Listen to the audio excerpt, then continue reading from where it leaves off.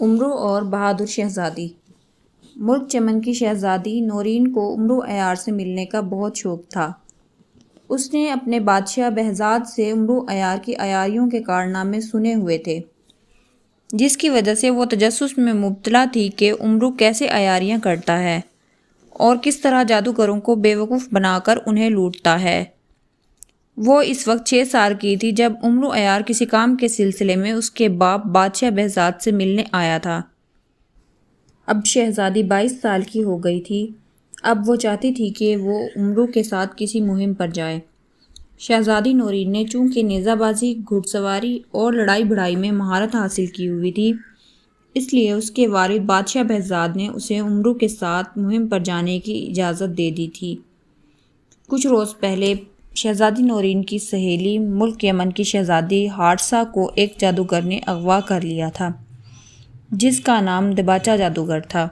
شہزادی حارثہ کے اغوا کی خبر جب شہزادی نورین کو ہوئی تو اسے دباچہ جادوگر پر بہت غصہ آیا اور اس نے فیصلہ کر لیا کہ وہ اپنی سہیلی کو جادوگر کی قید سے ضرور بازیاب کرائے گی۔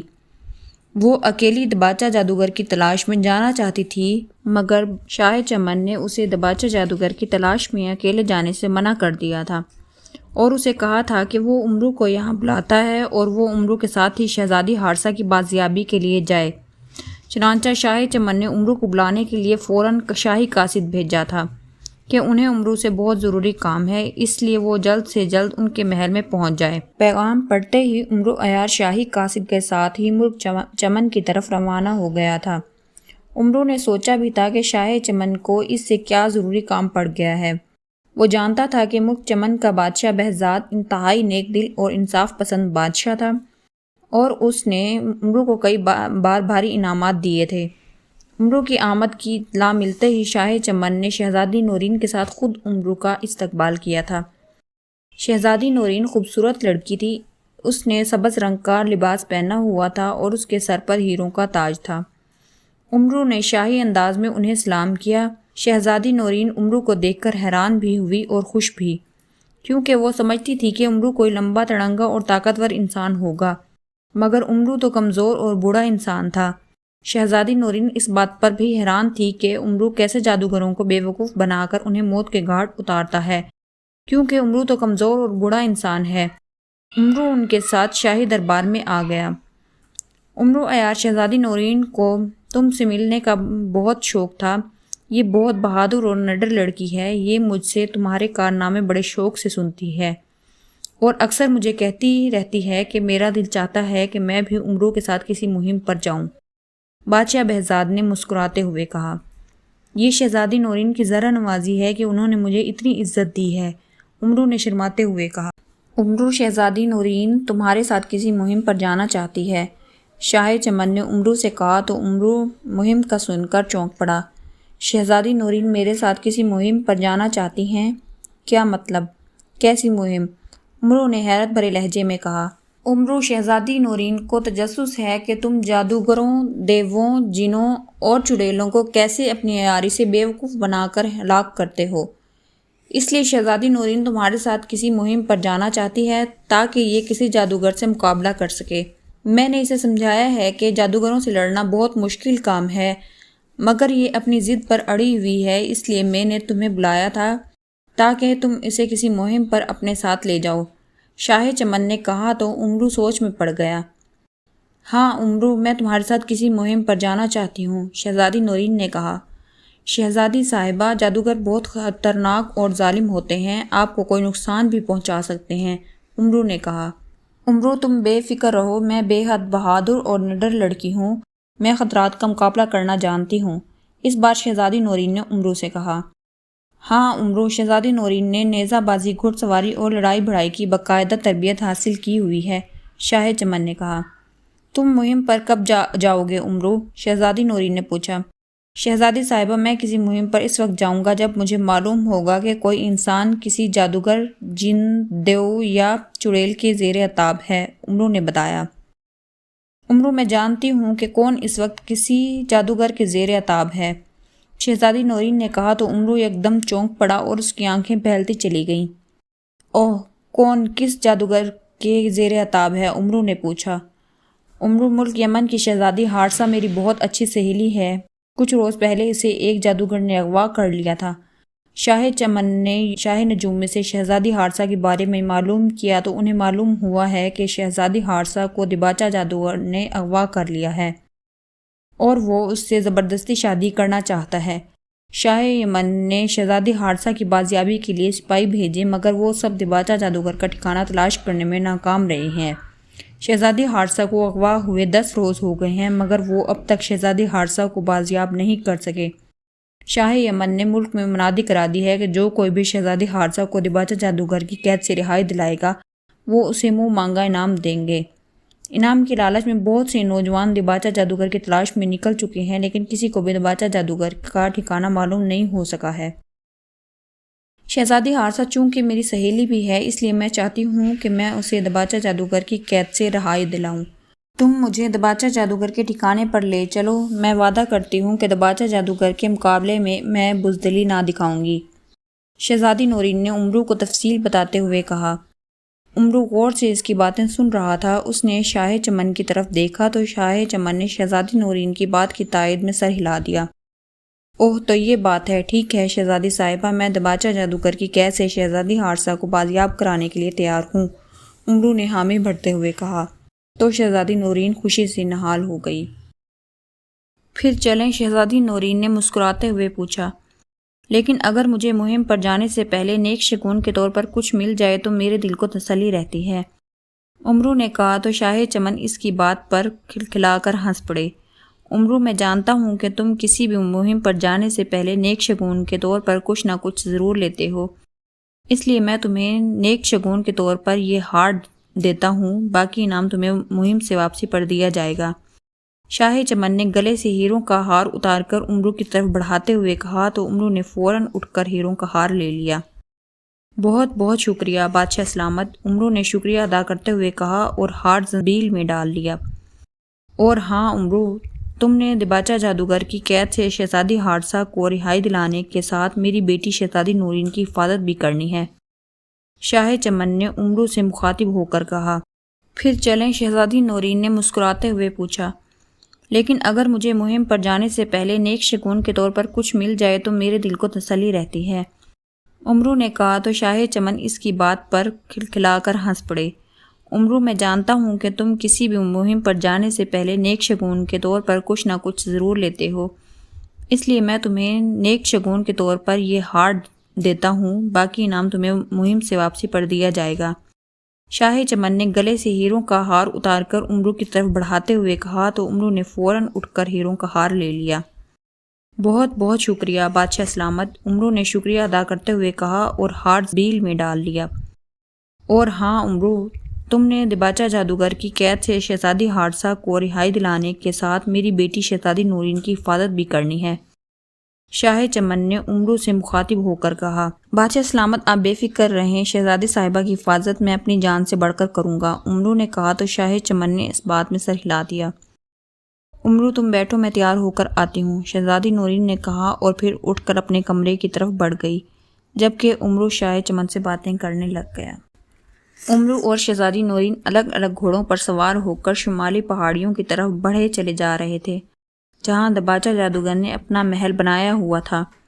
شہزادی نورین نے سرخ رنگ کا لباس پہنا ہوا تھا اور پیٹ پر نیلے رنگ کا کپڑا باندھا ہوا تھا، اس کے سر کے بال کھلے ہوئے تھے۔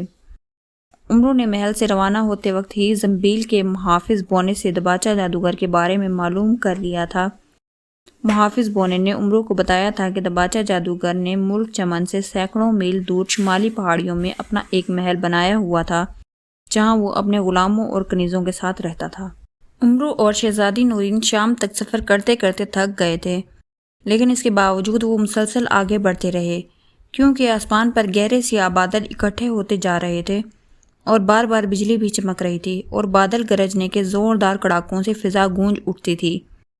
امرو اور شہزادی نورین کی کوشش تھی کہ وہ بارش شروع ہونے سے پہلے ہی کسی محفوظ مقام پر پہنچ جائیں، مگر دور دور تک انہیں ایسی کوئی جگہ نظر نہ آ رہی تھی جہاں وہ پناہ لے سکتے۔ شہزادی صاحبہ، اب کیا کریں؟ کوئی ایسی جگہ نظر نہیں آ رہی جہاں ہم بارش شروع ہونے سے پہلے پہنچ جائیں، امرو نے شہزادی نورین سے کہا۔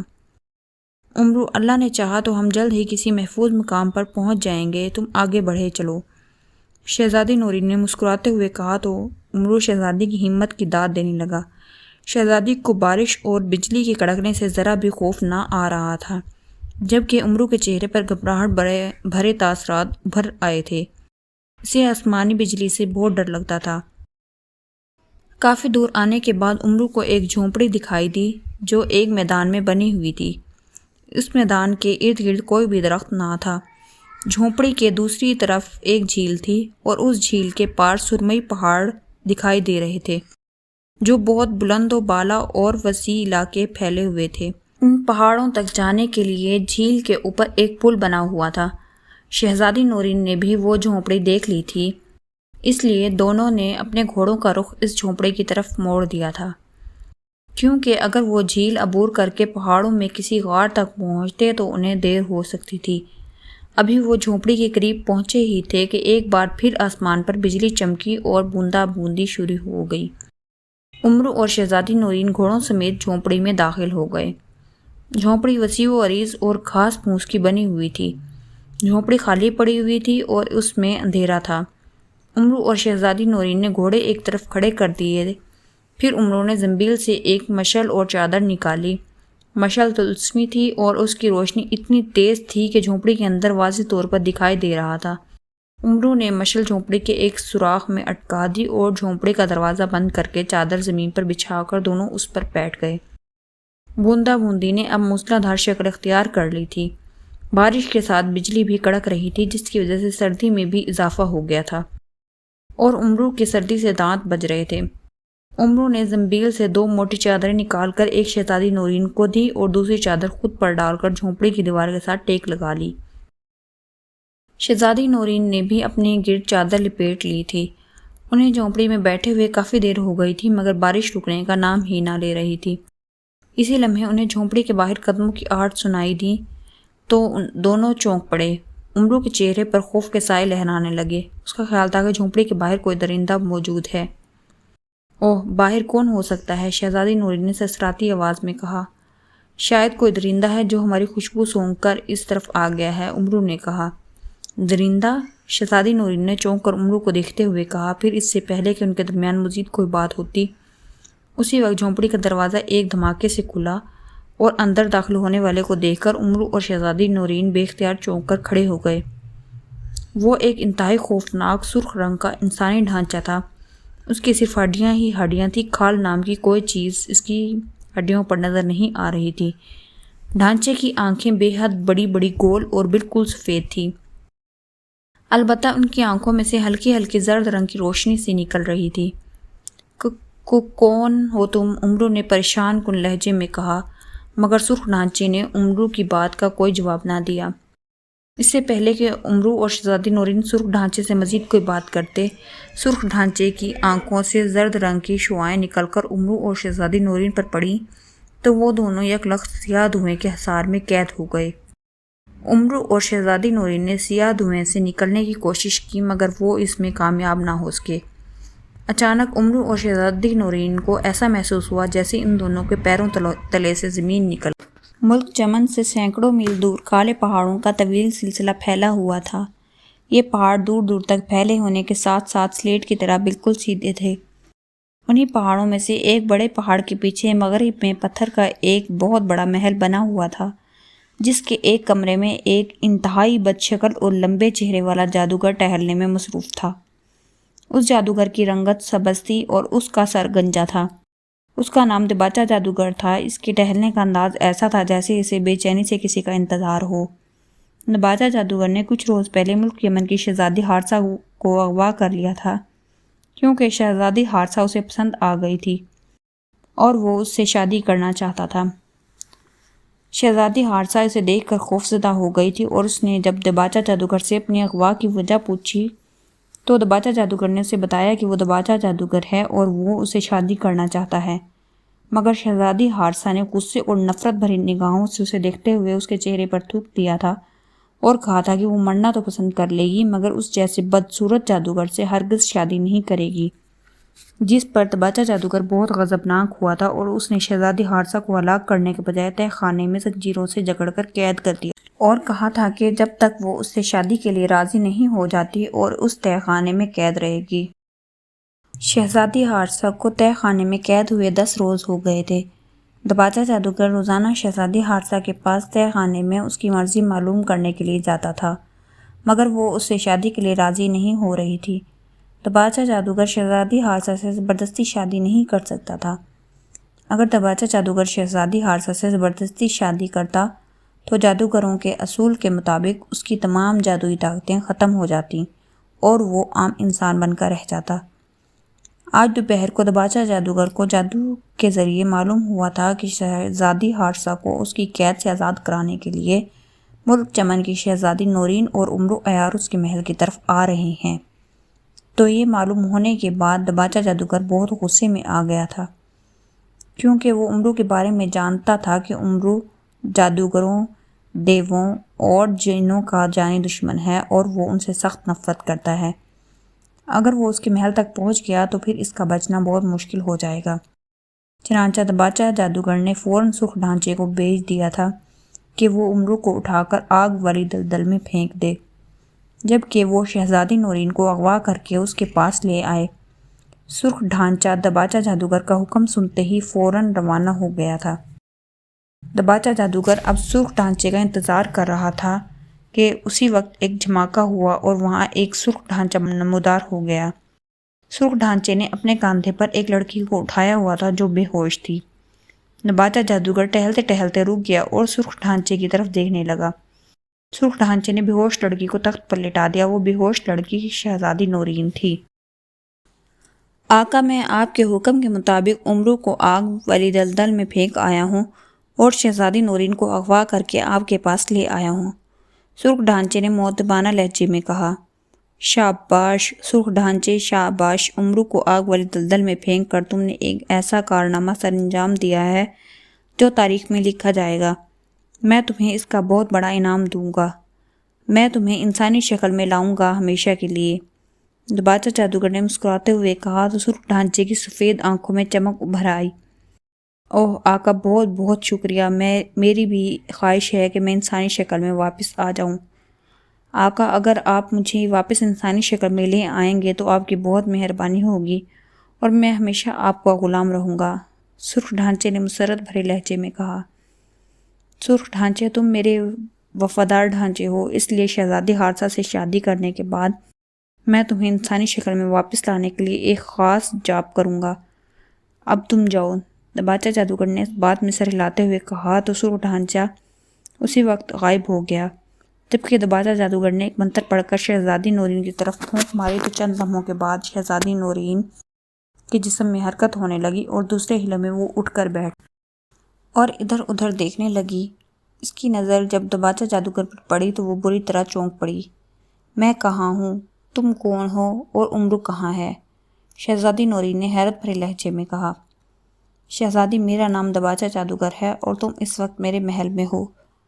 باقی رہی امرو کی بات تو اب تک آگ والی دلدل میں امرو جل کر ہلاک ہو چکا ہوگا، دباچہ جادوگر نے مسکراتے ہوئے کہا تو شہزادی نورین کے چہرے پر غصے کے تاثرات ابھر آئے۔ دوسرے ہی لمحے وہ تخت سے نیچے اتر آئی۔ میں تمہیں زندہ نہیں چھوڑوں گی دباچہ جادوگر، تم نے امرو کو آگ والی دلدل میں پھینک کر اچھا نہیں کیا، شہزادی نورین نے غصیلے لہجے میں کہا۔ دوسرے ہی لمحے اس نے دباچہ جادوگر پر چھلانگ لگا دی۔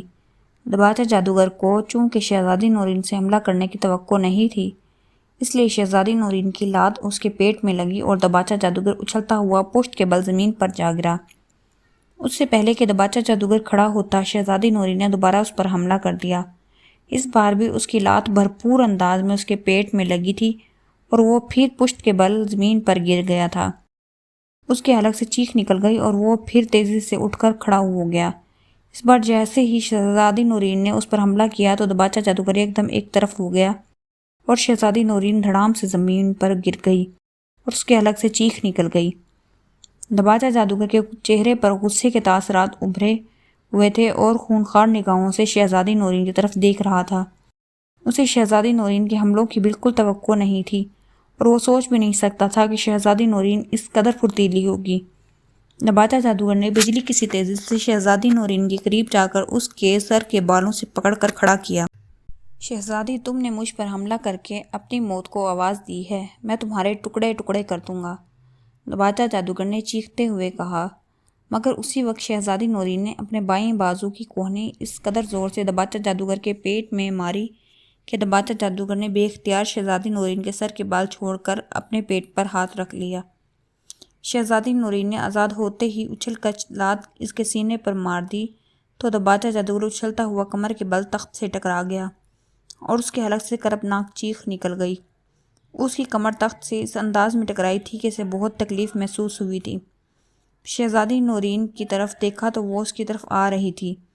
نباتہ جادوگر نے اس وقت اپنا دایاں ہاتھ شہزادی نورین کی طرف کیا تو اس کے ہاتھوں کی انگلیوں سے سرخ لہریں نکل کر شہزادی نورین کے جسم سے ٹکرائیں اور دوسرے ہی لمحے شہزادی نورین ایک لوہے کے جال میں قید ہو گئی۔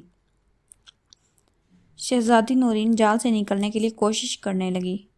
نباتہ جادوگر کو یہ بالکل توقع نہیں تھی کہ شہزادی نورین بہادر اور نڈر ہوگی کہ وہ اسے سنبھلنے کا موقع ہی نہیں دے گی۔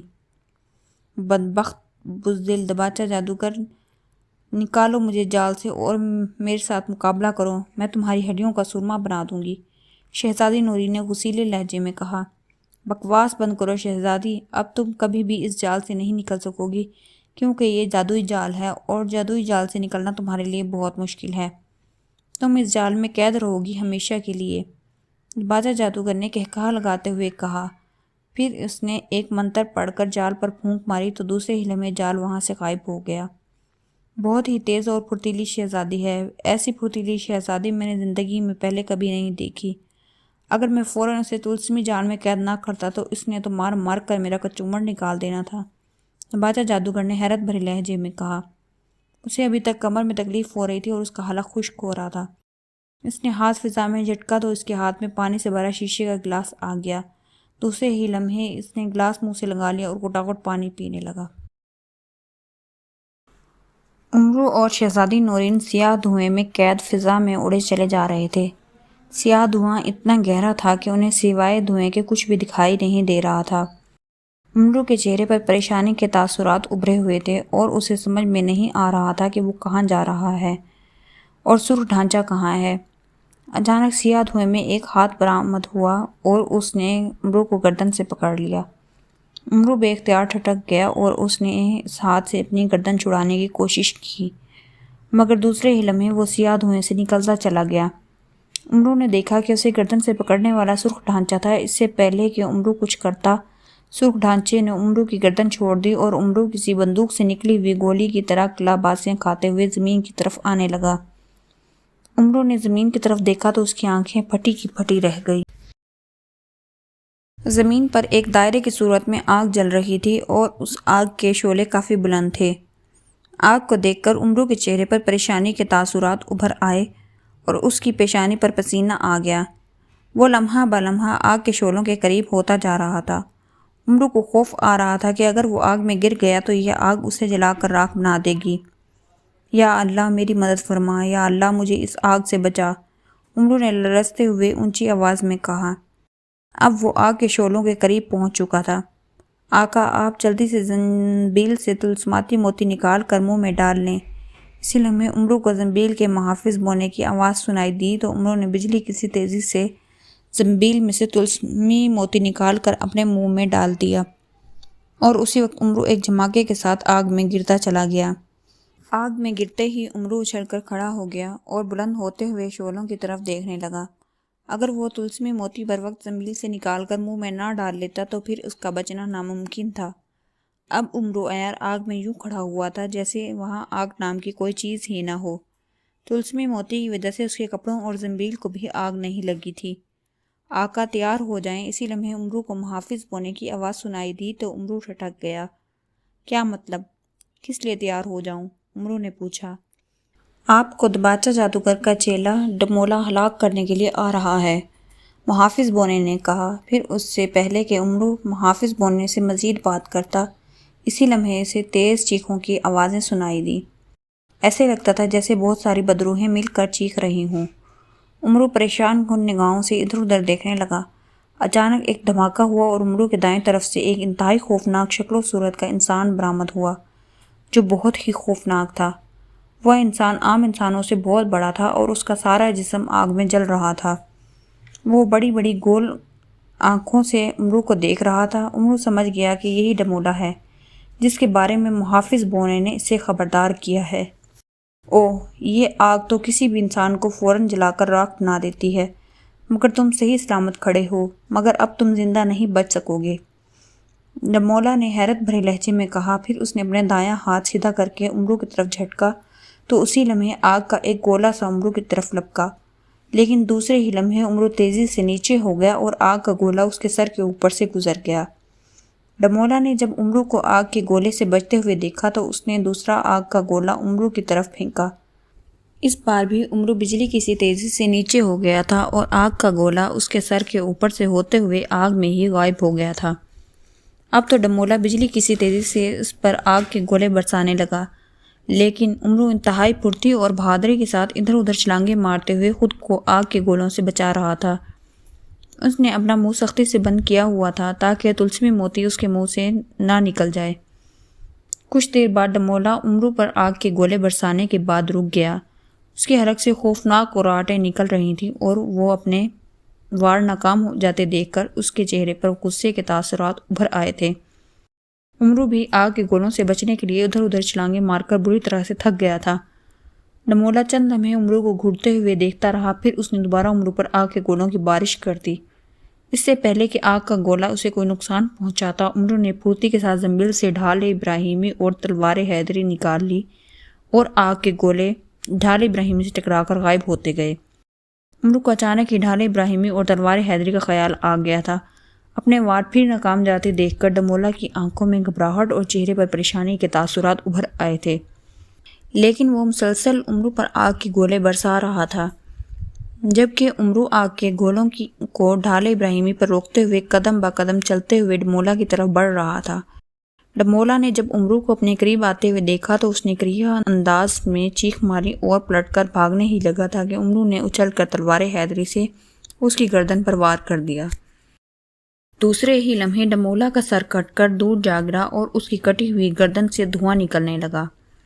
امرو نے آگے بڑھ کر لات ڈمولا کے پیٹ میں ماری تو ڈمولا کا جسم یک دم پھٹ کر ٹکڑے ٹکڑے ہو گیا۔ اسی لمحے وہاں تیز گڑگڑاہٹ کی آوازیں سنائی دیں اور اندھیرا چھا گیا۔ چند لمحوں کے بعد جب اندھیرا چھٹا تو امرو نے دیکھا کہ وہ آگ کے دلدل کے بجائے خالی میدان میں کھڑا تھا جس کے چاروں طرف بھورے رنگ کے بلند و بالا پہاڑ ہی پہاڑ تھے۔ امرو نے طلسمی موتی ڈھال ابراہیمی اور تلوار حیدری زنبیل میں رکھ دیے۔ محافظ بونے شہزادی نورین کہاں ہے؟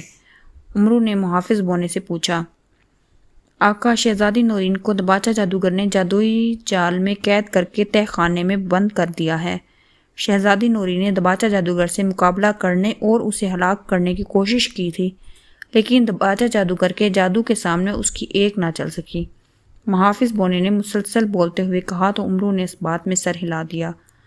محافظ بونے، کیا تم مجھے دباچہ جادوگر کے محل تک لے جا سکتے ہو؟ امرو نے محافظ بونے سے پوچھا۔ جی ہاں آقا، میں آپ کو دباچہ جادوگر کے محل تک پہنچا سکتا ہوں۔ آپ آنکھیں بند کر لیں اور اس وقت تک آنکھیں نہ کھولنا جب تک میں نہ کہوں، محافظ بونے نے کہا۔ ٹھیک ہے، میں نے اپنی آنکھیں بند کر لی ہیں، امرو نے آنکھیں بند کرتے ہوئے کہا۔ تیار ہو جائیں، محافظ بونے نے کہا، اور پھر دوسرے ہی لمحے امرو کے جسم کو ایک جھٹکا لگا اور اسے ایسے محسوس ہوا جیسے اس کے پیروں تلے سے زمین نکل گئی ہو۔ اوہ امرو آگ والی دلدل سے کیسے بچ گیا ہے؟ یہ کیسے ہو سکتا ہے؟ آگ والی دلدل سے زندہ بچنا کسی بھی انسان کے بس کی بات نہیں ہے، دباچہ جادوگر نے بوکھلائے ہوئے لہجے میں کہا۔ وہ اس وقت سو رہا تھا جب سرخ ڈھانچے نے آ کر اسے امرو کے زندہ بچنے کی اطلاع دی تھی۔ امرو نے جیسے ہی ڈمولا کو ہلاک کیا تھا تو جادوئی پرندہ دباچہ جادوگر کے محل میں آ گیا تھا۔ دباچہ جادوگر چونکہ اس وقت آرام کر رہا تھا، اس لیے جادوئی پرندے نے سرخ ڈھانچے کو ڈمولا کی موت اور امرو کے زندہ بچنے کی اطلاع دی تھی۔ آقا، نہ صرف امرو بچ گیا ہے بلکہ اس نے ڈمولا کو بھی ہلاک کر دیا ہے، سرخ ڈھانچے نے کہا تو دباچہ جادوگر یوں اچھل پڑا جیسے اس کے پاؤں پر چونٹی نے کاٹ لیا ہو۔ وہ آنکھیں پھاڑ پھاڑ کر سرخ ڈھانچے کو دیکھنے لگا۔ اسے اپنی سماعت پر یقین نہیں آ رہا تھا۔ یہ کیسے ہو سکتا ہے؟ سرخ ڈھانچے امرو نے کیسے ڈمولا کو ہلاک کر دیا ہے؟ حالانکہ ڈمولا کے پاس تو بہت ساری جادوئی طاقتیں تھیں۔ دباچا جادوگر نے تیز لہجے میں کہا، آقا، میں نے جادو کے ذریعے امرو کے بارے میں معلوم کیا ہے کہ وہ کیسے زندہ بچ گیا ہے۔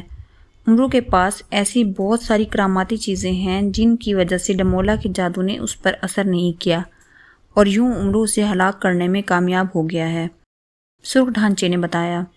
اوہ اوہ، امرو تو واقعی بہت خطرناک انسان ہے۔ اوہ، اب میں کیا کروں؟ مجھے تو کچھ سمجھ میں نہیں آ رہا، دباچا جادوگر نے پریشان کن لہجے میں کہا۔ آقا، آپ پریشان نہ ہوں، میرے ہوتے ہوئے امرو آپ کو کوئی نقصان نہیں پہنچا سکتا، سرخ ڈھانچے نے دباچا جادوگر کی ڈھارس بندھاتے ہوئے کہا تو دباچا جادوگر چونک کر اس کی طرف دیکھنے لگا۔ دوسرے ہی لمحے اس کے چہرے پر چمک ابھر آئی۔ اوہ، مجھے تو تمہارا خیال ہی نہیں رہا، سرخ ڈھانچے، تمہارے پاس تو بہت ساری جادوئی طاقتیں ہیں اور تم بآسانی امرو عیار کو ہلاک کر سکتے ہو، دباچا جادوگر نے تیز لہجے میں کہا۔ جی ہاں آقا، آپ جانتے ہیں کہ مجھے کوئی اس وقت تک ہلاک نہیں کر سکتا جب تک میری آنکھوں میں کوئی انسان انگلی نہ مار دے۔ کوئی بھی انسان میری آنکھ میں انگلی مارے گا تو میں خود بخود آگ میں جل کر بھسم ہو جاؤں گا۔ اب امرو کو کیا پتا ہوگا کہ میں اس طرح ہلاک ہو سکتا ہوں، سرخ ڈھانچے نے کہا۔ تم بالکل ٹھیک کہہ رہے ہو سرخ ڈھانچے، واقعی اس طلسم کے بارے میں میرے علاوہ اور کوئی نہیں جانتا۔ جی ہاں آقا، آپ جانتے ہیں کہ مجھے کوئی اس وقت تک ہلاک نہیں کر سکتا جب تک میری آنکھوں میں کوئی انسان انگلی نہ مار دے۔ کوئی بھی انسان میری آنکھ میں انگلی مارے گا تو میں خود بخود آگ میں جل کر بھسم ہو جاؤں گا۔ اب امرو کو کیا پتا ہوگا کہ میں اس طرح ہلاک ہو سکتا ہوں، سرخ ڈھانچے نے کہا۔ تم بالکل ٹھیک کہہ رہے ہو سرخ ڈھانچے، واقعی اس طلسم کے بارے میں میرے علاوہ اور کوئی نہیں جانتا، کیونکہ یہ طلسم میں نے خود تمہارے اوپر کیا ہوا ہے۔ تم جاؤ اور امرو کو ہلاک کر کے اس کی لاش میرے پاس لے آؤ، میں اس کی لاش کو 100 جوتے ماروں گا، دباچا جادوگر نے اس بات میں سر ہلاتے ہوئے کہا۔ بہت بہتر آقا، میں جا رہا ہوں، سرخ ڈھانچے نے کہا اور دوسرے ہلے میں وہ ایک جھماکے سے غائب ہو گیا۔ آنکھیں کھول دیں آقا، امرو کے پاؤں زمین پر لگے تو اسے محافظ بونے کی آواز سنائی دی۔ امرو نے آنکھیں کھول دیں اور ادھر ادھر دیکھنے لگا۔ وہ اس وقت پہاڑوں کے پیچھے ایک بہت بڑے محل کے سامنے کھڑا تھا جس کا دروازہ بند تھا۔ کیا یہی دباچا جادوگر کا محل ہے محافظ بونے؟ امرو نے محافظ بونے سے پوچھا۔ جی ہاں آقا، یہ دباچا جادوگر کا محل ہے۔ اوہ اوہ، محافظ بونا کہتے کہتے بوکھلا کر چونک پڑا۔ کیا بات ہے محافظ بونے، تم پریشان کیوں ہو؟ امرو نے تیز لہجے میں کہا۔ آقا، وہی سرخ ڈھانچہ آپ کو ہلاک کرنے آ رہا ہے جس نے آپ کو آگ بھری دلدل میں پھینکا تھا، محافظ بونے نے کہا۔ اسی لمحے ایک دھماکہ ہوا اور امرو کے سامنے سرخ ڈھانچہ نمودار ہو گیا۔ اس سے پہلے کہ امرو کچھ سمجھتا، سرخ ڈھانچے نے ہاتھ بڑھا کر امرو کو گردن سے پکڑ کر فضا میں یوں اٹھا لیا جیسے امرو گوشت پوست کی بجائے کاغذ کا بنا ہوا انسان ہو۔ امرو اپنی گردن سرخ ڈھانچے کی گرفت سے چھڑانے کی کوشش کرنے لگا، مگر سرخ ڈھانچے کے ہاتھ کی گرفت بہت سخت تھی اور امرو کو اپنا سانس گھٹتا ہوا محسوس ہوا۔ اس کی آنکھیں باہر کو نکلتی آ رہی تھیں۔ میری گردن چھوڑ دو، امرو نے گھگھیائے ہوئے لہجے میں کہا، لیکن سرخ ڈھانچے کے ہاتھ کی گرفت پہلے سے بھی زیادہ مضبوط ہوتی جا رہی تھی۔ امرو کے سمجھ میں کچھ نہیں آ رہا تھا کہ وہ کیا کرے۔ اگر سرخ ڈھانچے کے ہاتھ کی گرفت یوں ہی اس کی گردن پر رہی تو وہ سانس گھٹنے سے ہی مر جائے گا۔ اچانک امرو نے اپنی ٹانگیں سرخ ڈھانچے کے پیٹ میں ماری، مگر سرخ ڈھانچے پر اس کا کچھ بھی اثر نہ ہوا اور دوسرے ہی لمحے امرو کی آنکھوں کے سامنے اندھیرا چھانے لگا اور اس کی جدوجہد میں بھی کمی آتی گئی۔ امرو کو اپنی موت آنکھوں کے سامنے نظر آ رہی تھی۔ آخری کوشش کے طور پر امرو نے اپنی قوت مجتمع کرتے ہوئے دائیں ہاتھ کی ایک انگلی سرخ ڈھانچے کی آنکھ پہ مار دی تو دوسرے ہی لمحے ایک دھماکہ ہوا اور سرخ ڈھانچے کے حلق سے کربناک چیخ نکل گئی اور اس کے ہاتھ کی گرفت امرو کی گردن پر سے ڈھیلی پڑ گئی تو امرو دھڑام سے زمین پر آ گرا۔ زمین پر گرتے ہی امرو نے اٹھنے کی کوشش کی لیکن وہ اٹھ کر لڑکھڑایا اور پھر زمین پر گر گیا۔ سرخ ڈھانچے کے جسم میں آگ بھڑک اٹھی تھی اور اس کے حلق سے کربناک چیخیں نکل رہی تھیں۔ سرخ ڈھانچہ آگ میں یوں دھڑا دھڑ جل رہا تھا جیسے وہ سوکھی لکڑیوں کا ڈھیر ہو۔ چند ہی لمحوں میں سرخ ڈھانچہ جل کر راکھ کے ڈھیر میں تبدیل ہو گیا۔ امرو چند لمحے زمین پر پڑا رہا اور پھر اٹھنے کی کوشش کرنے لگا اور بالآخر وہ کھڑا ہونے میں کامیاب ہو گیا۔ اوہ اوہ، سرخ ڈھانچے میں کیسے اوہ اوہ سرخ ڈھانچے میں کیسے آگ لگ گئی ہے؟ امرو نے حیرت بھرے لہجے میں راکھ کے ڈھیر کو دیکھتے ہوئے کہا۔ آقا، سرخ ڈھانچے کی موت اس حالت میں لکھی ہوئی تھی کہ اگر کوئی انسان اس کی آنکھ میں انگلی مار دے تو اس کے جسم میں آگ لگ جائے گی اور وہ ہلاک ہو جائے گا۔ آپ نے غیر ارادی طور پر اس کی آنکھ میں انگلی مار دی تو اس کے جسم میں آگ بھڑک اٹھی۔ محافظ بونلے نے تفصیل بتاتے ہوئے کہا تو عمرو نے اس بات میں سر ہلا دیا۔ تھوڑی دیر تک عمرو کے حواس مکمل بحال ہو چکے تھے، اس لیے اس نے زنبیل سے تلوار حیدری نکالی اور دباچہ جادوگر کے محل کی طرف قدم بڑھانے لگا۔ محل کے دروازے پر پہنچ کر عمرو نے دروازہ کھولنا چاہا مگر دروازہ انتہائی مضبوطی کے ساتھ بند تھا، اس لیے عمرو نے تلوار حیدری دروازے پر ماری تو دوسرے ہی لمحے دروازے ٹکڑے ٹکڑے ہو کر ادھر ادھر بکھر گیا۔ پھر عمرو محل کے اندر داخل ہو گیا۔ شہزادی نورین نے جال سے نکلنے کی بہت کوشش کی تھی، لیکن چونکہ وہ جال جادوئی تھا اس لیے اس جادوئی جال سے نکلنا اس کے بس کی بات نہیں تھی۔ بالآخر وہ مایوس ہو گئی تھی اور اس وقت وہ جال میں قید زمین پر بیٹھی ہوئی کچھ سوچنے میں مصروف تھی۔ وہ جادوئی جال سمیت ایک تہہ خانے میں موجود تھی جس کے دائیں طرف سیڑھیاں اوپر کو جا رہی تھیں۔ بائیں طرف ایک مشعل جل رہی تھی جس کی روشنی تہہ خانے میں پھیلی ہوئی تھی۔ تھوڑی دیر سوچنے کے بعد وہ پھر کھڑی ہو گئی اور جادوئی جال سے نکلنے کے لیے کوشش کرنے لگی۔ وہ جادوئی جال کو الٹانے کے لیے زور لگا رہی تھی تاکہ جادوئی جال الٹ جائے اور وہ اس میں سے باہر نکل آئے، مگر جادوئی جال چونکہ بہت بھاری تھا اس لیے شہزادی نورین سے ہلا تک نہ سکی تھی۔ دباچہ جادوگر، مجھے جال سے باہر نکالو اور میرے ساتھ مقابلہ کرو۔ دباچہ جادوگر، کہاں ہو تم؟ مجھے باہر نکالو، شہزادی نورین نے چیختے ہوئے کہا، مگر اس کی آواز تہہ خانے میں ہی گونج کر رہ گئی۔ وہ چند لمحے تہہ خانے کے دروازے کی طرف دیکھتی رہی، پھر اس نے جادوئی جال کے سلاخوں پر ٹکریں مارنی شروع کر دیں۔ وہ مسلسل سلاخوں پر سر کی ٹکریں مار رہی تھی۔ اس طرح ٹکریں مارنے سے شہزادی نورین کا سر پھٹ گیا تھا اور اس میں سے خون رسنے لگا تھا۔ اچانک ایک دھماکہ ہوا اور جادوئی جال غائب ہو گیا تو شہزادی نورین چونک کر ادھر ادھر دیکھنے لگی۔ وہ جال چونکہ جادوئی تھا اور اگر اس پر کسی انسان کا خون لگ جاتا تو وہ غائب ہو سکتا تھا، اس لیے جیسے ہی شہزادی نورین کے سر کا خون جادوئی جال کی سلاخ پر لگا تو وہ غائب ہو گیا تھا۔ اوہ، میں آزاد ہو گئی ہوں، شہزادی نورین نے مسرت بھرے لہجے میں کہا۔ پھر وہ تیزی سے مشعل کی طرف بڑھی۔ اس نے مشعل اتاری اور تہہ خانے کی سیڑھیاں چڑھتی ہوئی تہہ خانے سے نکل کر دباچہ جادوگر کی تلاش کرنے لگی۔ شہزادی نورین ابھی راہداری میں ہی تھی کہ اسے قدموں کی آہٹیں سنائی دیں تو وہ سمجھ گئی کہ دباچہ جادوگر اسی طرف ہی آ رہا تھا۔ شہزادی نورین نے چھپنے کے لیے ادھر ادھر دیکھا تو دائیں طرف ایک چوڑا سفید رنگ کا ستون دکھائی دیا جس پر جامنی رنگ سے نقش و نگار بنے ہوئے تھے۔ شہزادی نورین بجلی کی سی تیزی سے ستون کے پیچھے چھپ گئی۔ قدموں کی آہٹیں اب ستون کے قریب آ چکی تھیں۔ شہزادی نورین نے تھوڑا سا سر باہر نکال کر دیکھا تو دوسرے ہی لمحے وہ چونک پڑی۔ وہ دباچہ جادوگر کی بجائے عمرو عیار تھا جو بائیں ہاتھ میں تلوار پکڑے چونکنے انداز میں چلتا ہوا آگے بڑھتا جا رہا تھا۔ عمرو کو زندہ دیکھ کر شہزادی نورین کے چہرے پر خوشی کے تاثرات چھا گئے۔ شہزادی نورین ستون کے پیچھے سے نکل آئی۔ اس سے پہلے کہ وہ عمرو سے کوئی بات کرتی اسی وقت ستون کے پیچھے سے دباچہ جادوگر کا گنجا سر برآمد ہوا۔ اس کی آنکھوں سے شعلے نکل رہے تھے۔ شہزادی نورین نے ستون کے پیچھے سے آہٹ سنی تو وہ بے اختیار پیچھے مڑی تو دباچہ جادوگر کو دیکھ کر اس کے چہرے پر غصے بھرے تاثرات ابھر آئے۔ شہزادی، میں تمہیں اور عمرو کو زندہ نہیں چھوڑوں گا، دباچہ جادوگر نے غصیلے لہجے میں کہا۔ اس سے پہلے کہ دباچہ جادوگر شہزادی نورین اور عمرو پر جادوئی وار کرتا، شہزادی نورین نے اچھلتے ہوئے ہاتھ میں پکڑی ہوئی مشعل اس قدر زور سے دباچہ جادوگر کے گنجے سر پر ماری کہ دباچہ جادوگر کے حلق سے چیخ نکل گئی اور اس نے دونوں ہاتھوں سے اپنا سر تھام لیا۔ اس کے سر سے خون نکل آیا تھا اور اس کا منتر ادھورا رہ گیا تھا۔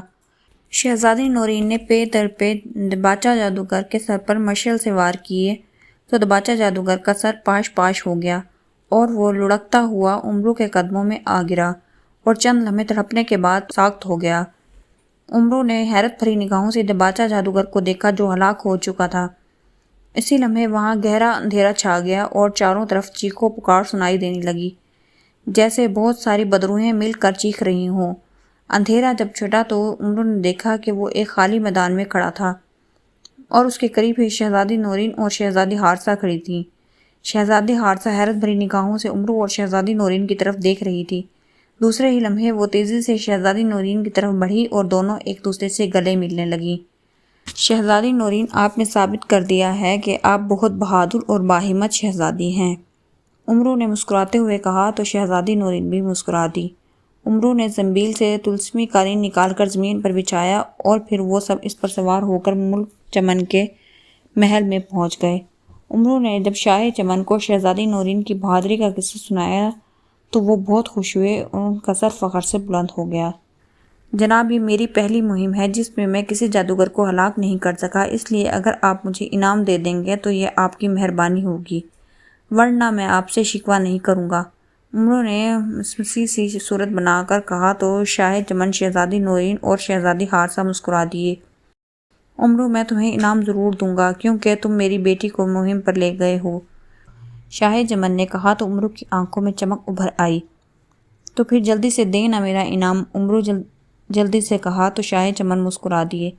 انہوں نے عمرو کو بہت سارے ہیرے اور جواہرات دیے جنہیں پا کر عمرو بہت